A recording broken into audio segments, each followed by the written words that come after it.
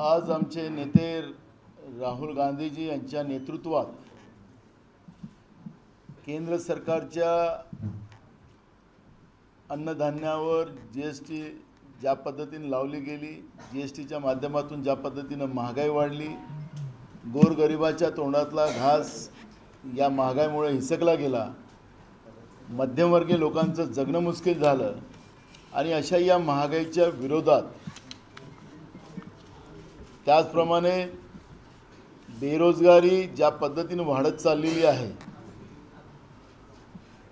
अग्निपथसारखी योजना काढून देशाच्या तरुणाच्या जखमेवर मीठ चोळणं आणि देशाच्या सीमा असुरक्षित करणं, त्याचप्रमाणे शेतकऱ्यांचे प्रश्न मोठ्या प्रमाणात आज देशभरामध्ये वाढत चाललेले आहेत। महाराष्ट्रामध्ये, विदर्भात आणि मराठवाड्यामध्ये जो ओला दुष्काळ पडला त्याचा अजूनही पंचनामे झाले नाही, शेतकऱ्याला मदत केली जात नाही आणि शेतकरी आत्महत्या करते आहे। अशा या मुद्द्यावर महाराष्ट्रामध्ये आम्ही राहुल गांधींच्या नेतृत्वामध्ये पूर्ण देशभर हे आंदोलन आम्ही करत होतो आणि आंदोलन करत असताना काल रात्रीपासूनच आमच्या लोकांना पोलिसांनी पकडण्याचं काम सुरू केलं। आपण पाहिलं असेल की आम्ही विधानसभेमध्ये एक पदयात्रेचं नियोजन जे आदरणीय राहुल गांधींच्या नेतृत्वामध्ये कन्याकुमारी ते काश्मीरपर्यंत जी पदयात्रा काढली जाणार आहे, त्या पदयात्रेचं नियोजन आम्ही करायला विधानभवनात बसलेलो होतो। तिथेही पोलीस येऊन आम्हाला सगळ्यांना तिथेही पकडलं आणि या जी अन्यायकारक व्यवस्था, जी दमनकारी व्यवस्था, हुकुमशाही व्यवस्था जी भारतीय जनता पार्टीनं केंद्राच्या सत्तेच्या माध्यमातून जी निर्माण केलेली आहे, त्या व्यवस्थेच्या आदेशानं महाराष्ट्राचे महामहिम राज्यपाल असतील की महाराष्ट्राचं ईडीचं सरकार असेल, या सगळ्यांच्या आदेशानं पोलिसांनी धरपकड सुरू केली आणि एकट्या मुंबईमध्ये 10,000च्या वर आमच्या काँग्रेसच्या कार्यकर्त्या, नेत्यांना आणि सामान्य माणसांना आणि महाराष्ट्रामध्ये जवळपास लाखाच्या वर आमच्या लोकांना पकडण्याचं काम करून हे आंदोलन थांबवलं पाहिजे आणि केंद्र सरकारच्या आणि महाराष्ट्राच्या ईडीच्या सरकारच्या विरोधात जो जनतेचा आवाज घेऊन काँग्रेस आज रस्त्यावर उतरणार होती, तो थांबवण्याचा जो एक प्रयत्न या लोकशाहीमध्ये करण्याचं काम या केंद्रातल्या मोदी सरकारनं आणि राज्याच्या ईडी सरकारने जो केलेला आहे त्याचा सर्वप्रथम आम्ही निषेध करतो। दुसरा एक महत्त्वाचा मुद्दा असा आहे की ज्या पद्धतीनं राहुल गांधीजींना आणि आमच्या नेत्या प्रियंका गांधीजींना एक प्रकारे पोलिसांनी फरकडत नेलं आणि एक हुकुमशाही व्यवस्थेचं दर्शन केंद्राच्या नरेंद्र मोदीच्या सरकारच्या माध्यमातून जो देशाने पाहिलं, जनतेचे प्रश्न उचलणं आणि त्याला न्याय मिळवण्यासाठी लढलं, ह्या लोकशाहीचा सगळ्यात महत्त्वाचा मार्ग ज्या आज काँग्रेसने पत्कारला, आमच्या नेते राहुल गांधी आणि प्रियंका गांधींनी जो पत्कारला, त्याला ज्या पद्धतीने त्यांना अपमानित करण्याचं काम नरेंद्र मोदींच्या केंद्राच्या भाजपच्या सरकारने जो केलेला आहे त्याचाही आम्ही निषेध करतो आहे। आज या सगळ्या विषयाला भरकवण्याचा प्रयत्न जो केला जातो आहे, एक बघा, कालच माननीय राहुल गांधीजींनी सांगितलं की तुम्हाला जे करायचं आहे, कुठले आरोप लावायचे आहे, नॅशनल हेराल्ड पेपरच्या बद्दलचं आम्ही ते पहिले तुम्ही प्रश्न विचारा, मी त्याचं पहिलेच सांगतो, कारण की त्याचं बीजेपी त्याला या आंदोलनाला, जनतेच्या आंदोलनाला वेगळी दिशा देण्याचा प्रयत्न करतात, म्हणून सांगतो की नॅशनल हेराल्ड पेपर हा स्वातंत्र्य लढ्यातला महत्त्वाचा एक भाग होता। जनतेपर्यंत इंग्रजाच्या दमनकारी व्यवस्थेची माहिती लोकांपर्यंत पोहोचवण्याचं काम या नॅशनल हेराल्ड पेपरच्या माध्यमातून केला जात होता। त्याच पेपरचं नामोनिश मिटवण्यासाठी गांधी परिवाराला टार्गेट खोटे आरोप करून केलं जाते आणि ईडीची तासोनच तास आमच्या नेत्या सोनिया गांधीची तब्येत चांगली नसताना सुद्धा त्यांना तिथल्या ठिकाणी बसवून तासोन तास राहुल गांधींना त्रास देण्याचं काम त्या माध्यमातून झालं आणि त्या विषयाला राहुल गांधीजींनी कालच सांगितलं की तुम्हाला जे करायचं करा, पण जनतेचे प्रश्न आम्ही उचलू, आणि या देशाचं संविधान आणि या देशाची लोकशाही वाचवणं हा आमचा धर्म आहे आणि तो आम्ही करून राहू. ते तुम्हाला काय करायचं तुम्ही करा. म्हणून या विषयाला डायव्हर्ट न करता, कारण की केंद्रातलं नरेंद्र मोदीचं सरकार सातत्यानं जनतेचे प्रश्न डायव्हर्ट करण्यासाठी, मूळ मुद्द्याला बगल देण्यासाठी, महागाई आज देशामध्ये नाही आहे असं त्यांनी म्हणावं. आणि आता तसं तर परवा निर्मला सीतारामनने लोकसभेमध्ये सांगितलं की आपल्या देशात काही मंदी वगैरे नाही आहे, आपला देश एकदम सुजलाम सुफलाम सुखरूप आहे, आपल्या देशात कुठली महागाई नाही आहे. अशा पद्धतीचं लोकांच्या जखमेवर मीठ चोळण्याचं पाप ज्या पद्धतीनं केंद्रातलं मोदीचं सरकार करतं आहे, हे किती दिवस झाकणार आहेत हे लोक. ही लढाई आम्ही लढू. आमची भूमिका सरळ आहे की या दडपशाहीच्या पुढे आम्ही झुकणार नाही, हुकुमशाही पुढे वाकणार नाही. हा संघर्ष हक्कासाठी आम्ही जनतेचा लढू आणि काँग्रेस हार कधी मानणार नाही, ही आमची भूमिका आहे. आणि ही जनतेची लढाई. आज या सगळ्या गोष्टीला ते दाबण्यामध्ये यश झालं असं त्यांना वाटत असेल सरकारला, पण हे युद्ध आता सुरू झालेलं आहे. जनतेच्या हक्काची लढाई पूर्णत्वास नेणं हाच काँग्रेसचा एकमेव उद्देश आहे. आणि काँग्रेस ही लढाई जिंकेल आणि देशाच्या लोकांना मुख्य न्यायव्यवस्थेमध्ये डॉक्टर बाबासाहेब आंबेडकरांच्या संविधानाप्रमाणे सगळ्यांना न्याय मिळवून देईल, ही भूमिका काँग्रेस पक्षाची आहे.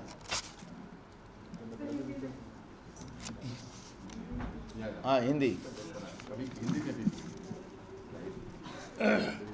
आज हमारे नेता राहुल गांधी जी के नेतृत्व में पूरे देश में महंगाई के विरोध में, बेरोजगारी के विरोध में, किसान के इशू में ये लड़ाई पूरे देश में शुरू हुई और उनके आदेश के आधार पर महाराष्ट्र में भी ये लड़ाई हमने शुरू की. आपने देखा होगा कि कल रात से ही पुलिस ने कांग्रेस के नेताओं को पकड़ने का काम शुरू किया. मुंबई में कम से कम 10,000 और पूरे महाराष्ट्र में 1 लाख लोगों को पुलिस ने अपने हिरासत में लिया. और जो महंगाई के विरोध में, जो बेरोजगारी के विरोध में, किसान के इशू पे जो भी कोई लड़ाई करेगा, आवाज़ उठाएगा, उसकी आवाज़ दबाई जाएंगी. इस तरह की दमनशाही व्यवस्था जो नरेंद्र मोदी की सरकार ने इस देश में शुरू की, वैसे ही महाराष्ट्र में 2 लोगों की जो ईडी की सरकार है, वो भी सरकार ने वही लाइन पकड़कर आज महाराष्ट्र में वही पुलिस को सामने कर ये आवाज़ दबाने की कोशिश की है. हमारी लड़ाई जो है ये पूरी तरह लोगों के अधिकार की लड़ाई हम लड़ रहे हैं और उस लड़ाई में हम लोगों को न्याय दिला के ही रुकेंगे, ये हमारी भूमिका है. आपने देखा होगा कि मोदी जी ने 2014 में कहा था कि हमारी सरकार आने के बाद हर जो जीवनावश्यक चीज़ें हैं उसमें कीमतें कम होगी, रुपया डॉलर से भी बड़ा होगा, हर हाथ को रोजगार देंगे, किसान को 1.5 गुना दाम देंगे. इस तरह के झूठे वादे कर आज देश की तिजोरी खाली करने का काम वो कर रहे हैं. और ये सब व्यवस्था को राहुल गांधी जी, सोनिया गांधी जी उसी तरह उठा रही है, क्योंकि कांग्रेस ने इस देश को आज़ादी मिलाई और आज़ादी के बाद से देश को खड़ा करने का काम अपने मेहनत से और लोगों के, हिंदुस्तान के जनता के आशीर्वाद से इस देश को आगे बढ़ाने का काम कांग्रेस ने किया. और इतना कई लोगों के बलिदान के बाद इस देश को जब खड़ा करने का काम किया, लेकिन आज भाजपा सत्ता में बैठकर देश बेचकर देश चला रही है. देश का सोना तिजोरी से गायब कर लिया है. 10 लाख करोड़ रुपया लेके उनके मित्र जो है विदेश चले गए, बैंक पूरे देश की खाली करके भाग गए, उनके ऊपर कुछ कार्रवाई नहीं करने का झूठे आरोप लगाकर अपोजिशन को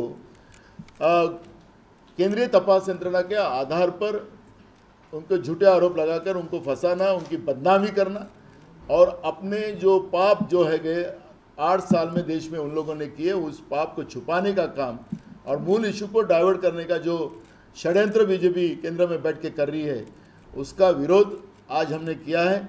महाराष्ट्र में आज 1 लाख के ऊपर से कई लोगों को पुलिस ने हिरासत मिली. ये लड़ाई शुरू हो चुकी है.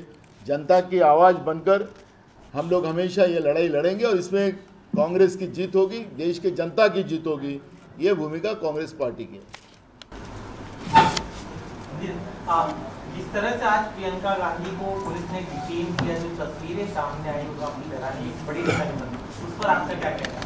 देखो, जिस तरह से हुकुमशाही व्यवस्था जो अंग्रेज के जैसी केंद्र सरकार ने, बीजेपी की सरकार ने जो बनाई है, उसका दर्शन आज पूरे देश ने देखा है। प्रियंका जी एक महिला है, वो देश की जनता के लिए, अधिकार के लिए लड़ रही थी। उन्होंने कहा था, उनकी बातें मैं सुन रहा था, वो बोल रही थी कि महंगाई कम करने की बात मैं कर रही हूँ, बेरोजगारी हटाने की बात कर रही हूँ। उसका जवाब दो प्रधानमंत्री जी, वो जवाब दो। राहुल जी राष्ट्रपति महोदय जी से मिलने जा रहे थे, उनको भी विजय चौक में पुलिस ने हिरासत में लिया। क्या राष्ट्रपति से एक सांसद, एक पार्टी का नेता नहीं मिल सकता? क्या एक महिला देश में बड़ी महंगाई के बारे में और बेरोजगारी के बारे में मांग नहीं कर सकती?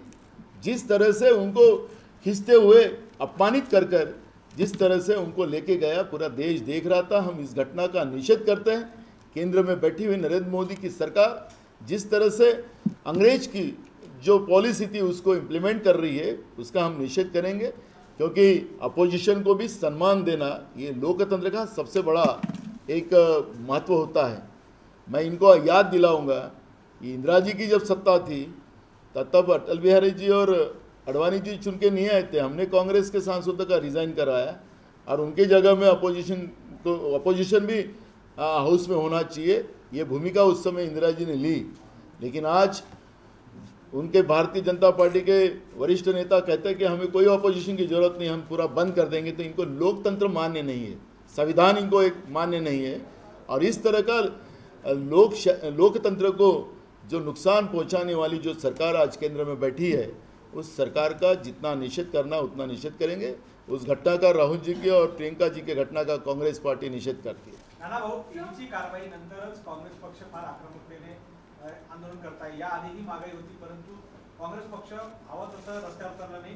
गांधी घराण्यावर हे अटॅक होते म्हणून काँग्रेस पक्षाने आक्रमकतेने आंदोलन करते। आपल्याला एक गोष्ट माहिती आहे की जेव्हा महागाईच्या वेळेस काँग्रेसने, मग पेट्रोल डिझेलची महागाई असो, गॅस सिलेंडरची महागाई असो, सगळ्या गोष्टीमध्ये काँग्रेसने सातत्यानं लढाईची भूमिका घेतली। मी तुम्हाला आंदोलनाचं लिस्ट अगर मीडियाजवळ नसेल तर मी किती आंदोलन आम्ही केले, किती कार्यकर्त्यांना गुन्हे दाखल झालेत, याची लिस्ट आम्ही तुम्हाला देतो आहे। दुसरं राहिलं सोनिया गांधी आणि राहुल गांधींवर कारवाईची भूमिका, खोटे आरोप लावून मुद्दामून गांधी परिवाराला बदनाम, कारण की आपल्याला अजूनही माहीत असेल की ज्याची भीती असते त्याचा उल्लेख वारंवार केला जातो। आजही 8 वर्षाचं 9वं वर्ष सुरू होतं आता नरेंद्र मोदींच्या सरकारला। खोटं बोलून, खोटे स्वप्न दाखवून देशामध्ये सत्तेत आलेत, पण आजही पहिल्या दिवशीपासून तर कालपर्यंत लोकसभेत असो की रस्त्यातल्या भाषणामध्ये असो, गांधी परिवाराचं, नेहरू परिवाराचं नाव घेतल्याशिवाय त्यांचं भाषण पूर्ण होत नाही। तुम्हाला 60 महिन्यासाठी सरकार मागितली होती, आता तुम्हाला 60 महिन्याच्या वर झाली, तुम्ही देश विकला, ते लोकांना सांगा ना। तुम्हाला तुमचे पाप सांगायचं नाही, अजूनही गांधी परिवारावर टार्गेट करून त्यांना अपमानित करून तुम्हाला सत्ता पुन्हा मिळवायचा जो प्रयत्न चालू आहे। आता देशातली जनता गांधी परिवाराला अपमानित करणाऱ्या लोकांजवळ आता देशातली सरकार, आता देशाची जनता त्यांना सत्ता देणार नाही। आम्ही काँग्रेसची भूमिका स्पष्ट आहे, देशासाठी आमचं पारतंत्र्यातही बलिदान आम्ही दिलं। स्वातंत्र्याच्या या व्यवस्थेमध्ये सुद्धा आजही संविधान टिकवणं आणि लोकशाही टिकवणं आणि देशाच्या जनतेला न्याय देणं ही काँग्रेसची भूमिका आहे। त्यामुळे ही जी काही पार्श्वभूमी काही लोक मांडतात विरोधकाकडून, त्यांना नसेल माहिती तर आम्ही त्यांना देतो की आम्ही किती आंदोलन केलीत महागाईच्या विरोधात, बेरोजगारीच्या विरोधात आणि शेतकऱ्यांसाठी, हे त्यांना आम्ही लगेच तो माहिती देऊ। केंद्रीय मंत्री रामदास अठावले का भी कुछ ही देर पहले बयान आया, उन्होंने कहा कि कांग्रेस जो है वो विरोध की राजनीति करी। वो ये भी कह रहे हैं कि लोकतंत्र को खत्म किया कांग्रेस ने। रविशंकर प्रसाद भी यही कहते हुए नजर आए। उन्होंने कहा कि राहुल गांधी महंगाई और बेरोजगारी की चर्चा सिर्फ एक बहाना है, असली मकसद तो ईडी को डराना है। मैं रामदास जी का नाम आपने लिया और किसका किसका लिया, अगर लोकतंत्र कांग्रेस ने नहीं बचा रहता तो आज केंद्र में मंत्री नहीं रहते। गलत बोला है, उनको उसको थोड़ा सुधारने के लिए बोलो, नहीं उनको सुधारने के लिए बोलो। हाँ, ये कह रहे हैं कि क्योंकि इंदिरा गांधी के टाइम पर इमरजेंसी लगी थी, कई पत्रकार थे, उनको जेल भेजा गया था, ये रेफरेंस दे रहे हैं। बराबर है। उस समय की अगर इमरजेंसी की बात वो बार बार कह रहे हैं, तो 2014 से आज 2022 हम देश में हैं, तो क्या अघोषित इमरजेंसी देश में नहीं है? क्या देश की जनता इस बात को भूल गई है? और उस समय इंदिरा जी ने क्यों इमरजेंसी लगाई थी, अगर उनको पता नहीं होगा तो हम बताएंगे समय आने के बाद। लेकिन आज जो है कि देश की जनता, देश का युवा, देश का किसान आवाज़ नहीं उठा सकता। देश के प्रधानमंत्री जब 3 काले कानून के विरोध में आज़ादी के बाद में इतना बड़ा जब आंदोलन हुआ, इतना बड़ा आंदोलन कभी नहीं हुआ। कहीं हमारे किसान शहीद हुए, वो अन्नदाता अपनी खेती बचाने के लिए और किसान का अधिकार हमेशा के लिए बना रहे, इसके लिए लड़ रहे थे। तब देश के प्रधानमंत्री राज्यसभा और लोकसभा में क्या बोल रहे थे? क्या देश की जनता और किसान भूल गया? क्या वो इमरजेंसी नहीं है? देश के प्रधानमंत्री अगर आतंकवादी बोलते हैं, नक्सलवादी बोलते हैं, आंदोलनजीवी अगर इस देश के अन्नदाता को बोलते हैं, तो क्या ये बातें वो लोग भूल गए? इस तरह के अगर देश का प्रधानमंत्री अन्नदाता के बारे में अगर बात कर रहा है, तो उस सभागृह में जो लोग बैठे, मैंने यही आठवले जी की बात आप कहे तो मैंने उनको कहा चलो आप वापस, ये यहाँ पे ठीक नहीं है, ये तो आने वाले दिनों में देश बेच देंगे। 2017 में कहा था, तो आज क्या देश की हालत है? वही आज अपने देश के अर्थमंत्री कहती है हमारे पास गोल्ड बचा नहीं है, हमारा देश का रिजर्व फंड खत्म हो चुका है, हमारे देश की आर्थिक परिस्थिति खराब बिगड़ गई है। ये अगर देश की अर्थमंत्री लोकसभा में अगर बोलती है तो देश की स्थिति क्या है? वो बात हमने 2017 में बोला है। और आज आपने देखा होगा जीएसटी के मामले में जिस तरह से खाने पीने के चीज़ों के ऊपर भी जो जीएसटी लगाई गई, उसका क्या अर्थ लगाएंगे आप? क्या आम आदमी को जीने का अधिकार नहीं है? 2 टाइम का खाने का अधिकार इस देश में नहीं है? तो क्या इस तरह के उस इमरजेंसी का उल्लेख कर कर ये देश में अघोषित इमरजेंसी लगाई है नरेंद्र मोदी की सरकार ने, इसके बारे में ये क्या बात छुपाओगे आप लोग? तो इसलिए ये बात को डाइवर्ट ना किया जाए, हमारी भूमिका स्पष्ट है। अगर आज देश, चाइना ने हमारे देश में अरुणाचल हो या लेह लद्दाख हो, उसमें पूरा इंक्रोचमेंट करके रखा है, क्या देश की सरकार क्यों बात नहीं करती? क्या इसके बारे में कुछ होगा नहीं? हमारे देश में मुंद्रा पोर्ट के ऊपर ही ड्रग्स मिलते हैं, क्या मुंद्रा पोर्ट में ऐसी क्या विशेषता है? वहाँ पे ही ड्रग क्यों मिल रहा है? और वो भी देश को बर्बाद करने की व्यवस्था अगर प्राइवेट पोर्ट से किया जा रहा हो, तो क्या कौन किसका साथी है ये जिसके पोर्ट से इतना ड्रग्स अपने देश में आ रहा है? क्या इसके बारे में चर्चा नहीं करोगे? देश की युवाओं को बर्बाद करना चाहते हो? इसलिए हमारा ये कहना है कि हमारा जो आज मुख्य इशू जो है महंगाई नहीं है, और कांग्रेस ये महंगाई का नाटक कर रही है, ऐसा बीजेपी ने बोलना चाहिए, बोल देना चाहिए कि देश में कोई महंगाई नहीं है, सब बहुत अच्छा है, ऑल वेल, गुड फील था ना उस जमाने में, वो गुड फील है करके बोल देना चाहिए। देश में कोई महंगाई नहीं है, देश में कोई बेरोजगारी नहीं है, देश में कोई किसान आत्महत्या नहीं कर रहा है, ऐसा बोल देना चाहिए बीजेपी ने एक बार। नरेंद्र मोदी जो बोल सकते हैं पार्लियामेंट में, राज्यसभा में, बोल देना चाहिए। लेकिन विषय को डाइवर्ट मत करो। कांग्रेस हमेशा देश के हित में रही और देश के हित में रहेंगी। देश की संवैधानिक व्यवस्था और लोकतंत्र पे जब भी कोई वार करेगा, कांग्रेस चुप नहीं बैठेगी। जनता के हित की लड़ाई कांग्रेस हमेशा लड़ेगी और हमारी भूमिका स्पष्ट है। और जिनको मजाक करना है, जिसको आपने याद होगा, मैं दिलाऊंगा अब बात निकाला करके, आपने जनवरी 2020 में राहुल जी और सोनिया जी ने खुद कोरोना का लेटर प्रधानमंत्री जी को और देश के हेल्थ मिनिस्टर को लिखा था। तब बीजेपी उनको टारगेट कर रही थी कि आपको, हमारे देश में किसी को कोरोना नहीं होगा, आपको जाओ इटली में चले जाओ, दोनों माँ बेटे, ऐसे बोलते थे। क्या देश के लोग कोरोना में मरे तो इसकी जवाबदारी कौन लेगा? जब राहुल जी और सोनिया जी बोल रही थी तब भी उन लोगों ने टारगेट किया था। आज देश की परिस्थिति, जैसे जीएसटी और नोटबंदी के बारे में भी राहुल जी ने उसको कहा था गब्बर सिंह टैक्स है, क्या जीएसटी का परिणाम ये देश की जनता पे नहीं हो रहा है? क्या हम लोग इस विषय को डाइवर्ट करेंगे बार बार? और इसलिए हमने एक बात भूमिका रखी है, जैसी आज़ादी की लड़ाई लड़ी वैसी लड़ाई लड़ने की भूमिका कांग्रेस की है। हमारे नेता राहुल गांधी के साथ पूरा देश खड़ा होगा।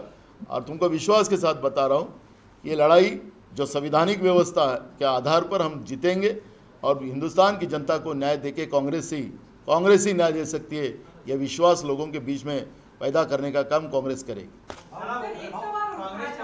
काँग्रेस पक्ष ईडीच्या कारवाईमुळे घाबरली आहे, गांधी कुटुंबावर ही कारवाई केली, त्यामुळे ईडीच्या आम्हाला कुठल्या ईडीच्या कारवाईची भीती नाही, कोणाला करायची कोणाला टाकायची त्यांनी राहुल गांधीजींनी कालच सांगून दिलेलं आहे, त्याच्यामुळे त्याची चिंता करायचा कार्यक्रम नाही। मूळ इशावर त्यांनी डायव्हर्ट होऊ नये। काँग्रेसची भूमिका स्पष्ट आहे, महागाई, बेरोजगारी, शेतकऱ्यांचे प्रश्न आणि छोट्या व्यापाऱ्यांच्या प्रश्नावर डायव्हर्ट कोणाला करू नका, नाहीतर नसेल महागाई तर त्यांनी सांगावं। कोणासाठी महागाई वाढवत आहे? तुमच्या मुठ्ठीभर लोकांसाठी, त्यांच्या फायद्यासाठी, गरिबांचे खिसे कापताय तुम्ही। असा कसा झाला चमत्कार की 8 वर्षामध्ये जगातला 2 नंबरचा माणूस श्रीमंत होईल? असा कुठला चमत्कार झाला देशामध्ये? काय उद्योग आले? पैसे कोणाचे? 10 लाख कोटी रुपये बँकेतले लुटले गेले, ते कोण होते लुटणारे? त्याची यादी का नाही देत ते लोक? शेतकऱ्यावर 1000 रुपयाचं कर्ज राहिलं तर त्याच्या घराची जप्ती करता।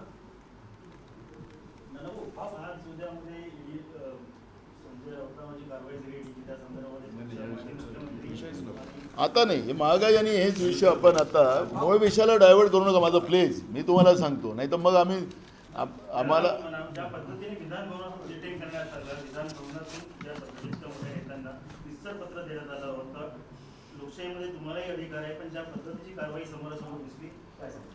हुकुमशाही प्रवृत्ती जी सुरू झालेली आहे, कारण की आता राज्याच्या ईडी सरकार जे झालं, त्यांचे जे गुवाहाटीमध्ये नेते होते त्यावेळेस त्यांनी सांगितलं महाशक्ती दिल्लीत बसलेली आहे।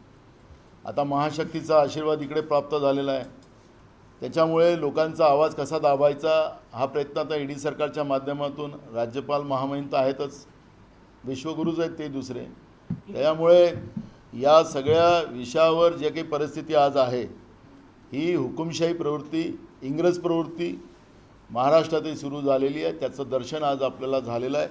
आम्ही विधानसभेत होतो, विधानसभेतून बाहेर निघताच पोलिसांनी आम्हाला त्या ठिकाणी अडवलं। हे सांगायचं तात्पर्य असं, काही लोकांना घरूनच उचललं।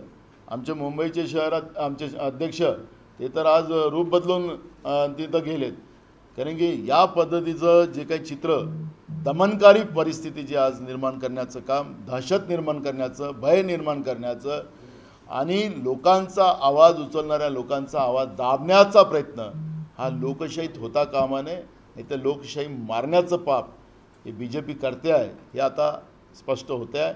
आणि ह्या कुठल्याही गोष्टीला आम्ही घाबरणार नाही। ही लढाई सुरू झालेली आहे, ही लढाई आम्ही जनतेची जिंकू अशी आमची भूमिका आहे।